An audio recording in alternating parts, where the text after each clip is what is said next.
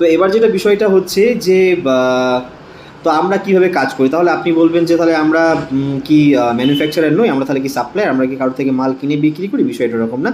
আমাদের অফিস যারা ভিজিট করেছেন তারা সাধারণত আমি আমার বাড়ি থেকেই কাজটা আ অপারেট করে থাকি। সেখানেই অনেক ক্লায়েন্ট এসেছেন।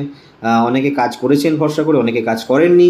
আ তো বিষয়টা হচ্ছে আমি একটা জিনিস বুঝি এবং বিশ্বাস রাখি যে আমি যদি একটা সঠিক দামে সঠিক ভালো প্রোডাক্ট বানাই এবং সেটাকে প্ল্যানিং করি প্যান ইন্ডিয়া সেল করার বা এক্সপোর্ট করার, তো সেক্ষেত্রে আ অনেকে সেটা ভরসা করে বিশ্বাস করবেন এবং কাজ শুরু করবেন। তো আমরা সেই ভরসা নিয়ে এগিয়েছি এবং অনেকে আমাদের সঙ্গে কাজ করছে। অনেকে করছে না, সেটা তাদের ইচ্ছা বা চয়েস। তো এখন আমি যেখানে বসে আছি এটা আমার কল সেন্টার অফিস। মানে অ্যাকচুয়ালি ইন্ডিয়া মার্টের যে টেলিকলিং যে ব্যাপারগুলো হয় সেইটাকে ম্যানেজ করার জন্য একটা আলাদা অফিস আছে, সেখান থেকে অপারেট করা হয়। আমার কাজগুলো বিভিন্ন জায়গা থেকে হয়।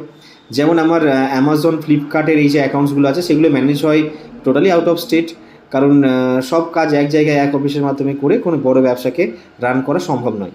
তো যার জন্য আমরা এগুলো আলাদা, আলাদা পার্ট করে দিয়েছি।